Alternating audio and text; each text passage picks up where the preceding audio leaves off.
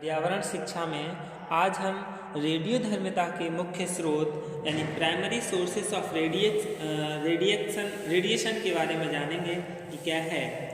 रेडियोधर्मिता के प्रमुख स्रोत यूरेनियम 235 और थोरियम 233 के भंडार हैं। पहले यूरेनियम 235 से ही कार्य प्रारंभ किया गया, जिसमें यूरेनियम का एक अणु केंद्र में रहा। इसमें एक न्यूट्रॉन ने विखंडन क्रिया की, फिर यूरेनियम 235 और थोरियम 235 मिल गए। इन तत्वों से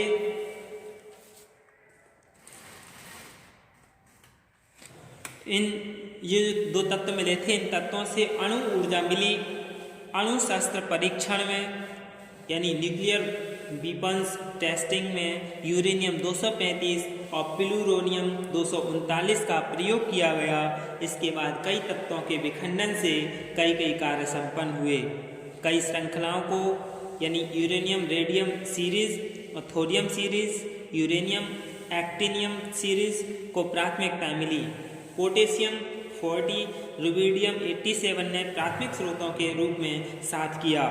विखंडन प्रक्रिया में अन्य तत्व जो उपयोग में लिए गए वो ये हैं, जैसे most important long lived products यानी जो बहुत महत्वपूर्ण और लंबे समय तक रहने वाले उत्पादक हैं, जैसे स्ट्रोंटियम 89, स्ट्रोंटियम 90 और यट्रियम 91,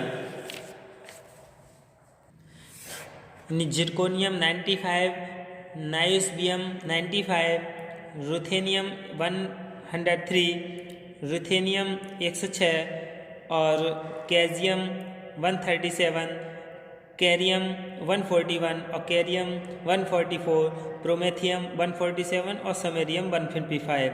ये तो क्या थे? लॉन्ग लिव्ड प्रोडक्ट्स थे। अब हम शॉर्ट लिव्ड फिशन प्रोडक्ट्स के बारे में जान लें कि शॉर्ट क्या हैं।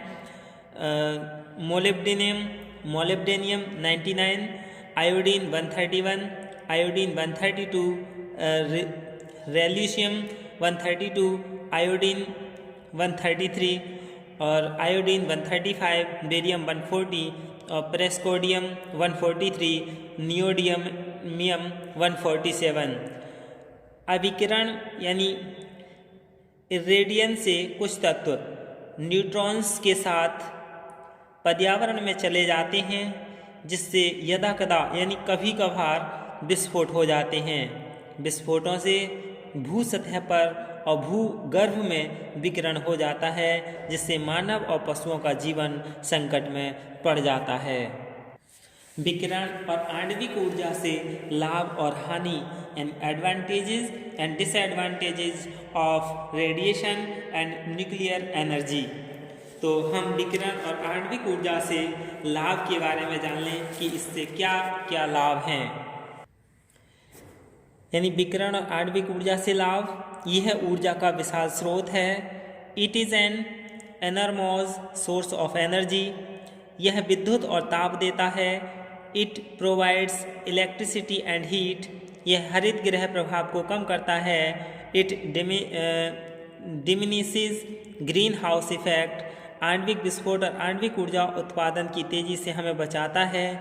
It saves us from nuclear explosion and nuclear power generation. चिकित्सा विज्ञान में मदद करता है। It help in medical science. कृषि उत्पादन में इसका भारी योगदान है। It contributes in agriculture production. भोजन सुरक्षा के लिए यह उपयोगी है। It is helpful in food perception.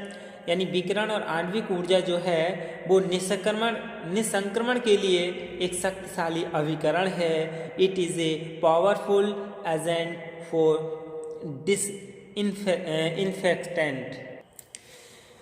Radiation therapy और कैंसर उपचार के लिए प्रभावी उपकरण है। It is an effective tool for radiation therapy and oncology cancer care. यानी जब व्यक्ति के लिए कैंसर हो जाता है तो वो थेरेपी कराता है, जिससे क्या कुछ दिनों के लिए यह बीमारी बढ़ने से रुक जाती है। यह स्वयं प्रदूषण नहीं फैलाती और इसकी कोई सीमा नहीं है। It does not cause pollution and its supply is limited।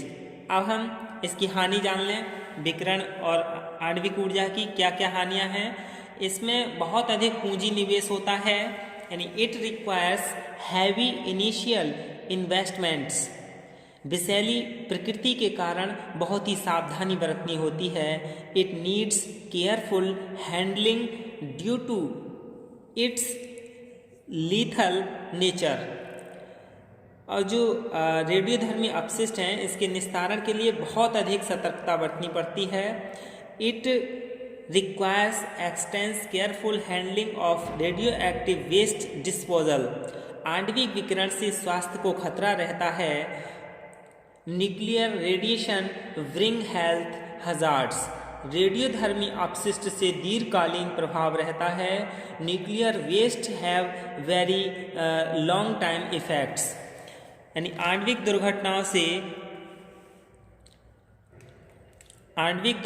से कई वर्षों तक विकिरण की त्रस्तता रहती है। Nuclear accidents give suffering of radiation for many years. मिट्टी और चट्टानों से होकर निकलने वाला जल दूषित हो जाता है। Water flowing through soil and rocks gets contaminated. आणविक शस्त्र परीक्षण में अनेक गैसें वायुमंडल में चली जाती हैं। यह विकिरण का प्रभाव वातावरण को दूषित कर देता है। Many gas goes in थीट atmosphere during nuclear weapons testing। the effect of radiation contaminates the environment। यानी वर्षा के साथ रेडियोधर्मी सूक्ष्म कण पृथ्वी पर आ जाते हैं। इस जल से होने वाली कृषि उपज और प्राणी मात्र प्रभावित होते हैं। During rains radioactive elements falls on earth flora and fauna of the land is affected by the water. विकिरण भोजन से, जल पीने से, श्वसन से होता है, अतः हर स्थिति का सामना करना पड़ता है। Radiation occurs by meals, drinking of water and by respiration. As such it is to be faced at all juncture. अब हम अणु ऊर्जा और विकिरण से तात्कालिक प्रभाव जान लें। यानी अणु ऊर्जा न्यूक्लियर एनर्जी का आविष्कार क्या हुआ, पूरे विश्व में क्रांति हो गई। जैसे जैसे आबादी बढ़ी वैसे वैसे आवश्यकताएं बढ़ती गईं, उद्योग धंधे बढ़े तो ऊर्जा के परंपरागत स्रोत कोयला, ईंधन और पेट्रोल कम पड़ने लगे। सभी भंडार समाप्त हो गए तो क्या करें। वैज्ञानिकों ने जल ऊर्जा यानी हाइड्रो पावर, ताप ऊर्जा यानी थर्मल एनर्जी, समुद्री ऊर्जा यानी ओशियन एनर्जी, ज्वार भाटा ऊर्जा, टाइडल एनर्जी, वायु ऊर्जा यानी वाइंड एनर्जी का साधन बनाकर विश्व को सौंपा। सूर्य ऊर्जा यानी सोलर एनर्जी का अथाह स्रोत प्रदान किया, पर साधन सीमित, पूंजी कम और वैज्ञानिकों की कमी के कारण भारत तो क्या, बड़े बड़े धनी देश अमेरिका, रूस, फ्रांस, इंग्लैंड और चीन भी आज तक प्राप्त ऊर्जा से संतुष्ट नहीं हैं। यानी भारत में ऊर्जा की स्थिति तो सबको पता है कि पूरी ऊर्जा का केवल 3% अणु ऊर्जा में है। 1947 से 2006 तक 60 वर्षों में ऊर्जा का उत्पादन 20.18% ही हुआ है। हमें अणु ऊर्जा में वृद्धि करनी है और अणु बम ऊर्जा शोध यानी न्यूक्लियर रिसर्च, अणु ऊर्जा संयंत्र स्थापित करने हैं। इसके साथ ही रेडियोधर्मी अपशिष्टों का सुरक्षित निस्तारण भी करना है। प्रत्येक अणु प्रक्रिया के साथ प्रत्यक्ष में अथवा परोक्ष में विकिरण का खतरा है। प्रगति भी करनी है और विकिरण से अपने आप को बचाना भी है। अब हम तापीय प्रदूषण के बारे में जान लें, यानी थर्मल पॉल्यूशन क्या है। तो इसमें तापीय प्रदूषण के कारण जान लें कि क्या हैं। कॉजेज ऑफ थर्मल पॉल्यूशन, बड़े बड़े कारखाने जब संचालित होते हैं तो उनसे दो क्षेत्र बुरी तरह प्रभावित होते हैं। पहला है मशीनों में काम में आने वाला जल तथा समस्त मशीनों को ठंडा रखने के लिए जल स्रोतों से लिया गया ठंडा पानी लगातार गर्म होकर बाहर निकलता रहता है और उन्हीं जल स्रोतों एवं भूमि पर आ जाता है। दूसरा क्या है, चिमनियों से निकलने वाला गर्म उत्सर्जन। इसमें भूमि जल तथा वायुमंडल सभी प्रदूषित होता है। इस समस्त प्रदूषण तापीय प्रदूषण क्या है कहलाता है, थर्मल पॉल्यूशन कहलाता है। इस प्रदूषण का स्रोत मुख्यतः विद्युत ग्रह है। इस विद्युत ग्रह से दो प्रदूषक ही गणना योग्य हैं और वह दोनों ही बहुत भयानक और दूरगामी हानि पहुंचाने वाले हैं। इनमें से पहला है संपूर्ण प्रक्रिया के बाद बहुत अधिक ताप वाले पानी का निकलना और उसका उसी क्षेत्र स्रोत से मिल जाना जहां से विद्युत ग्रह के संयंत्र को चलाने और उसे ठंडा करने के लिए जल लिया जा रहा है। इससे उस जल के जलीय जंतुओं पर प्रतिकूल प्रभाव पड़ता है, अनेक जीवन समाप्त हो जाते हैं और मछलियां अथवा अन्य जानवरों के लिए ये शून्य स्थल बन जाते हैं। उसकी चिमनी से निकलने वाली राख जो अधिक ताप के कारण ही हानिकारक है और जहाँ बरसती है वहाँ की वनस्पति, पेड़ पौधे और फसलों को नष्ट कर देती है। अब तापीय प्रदूषण यानी थर्मल पोल्यूशन से सुरक्षा कैसे की जाए, तो सेफ्टी मेजर्स के बारे में भी जान लें कि इनके सुरक्षा उपाय क्या हैं।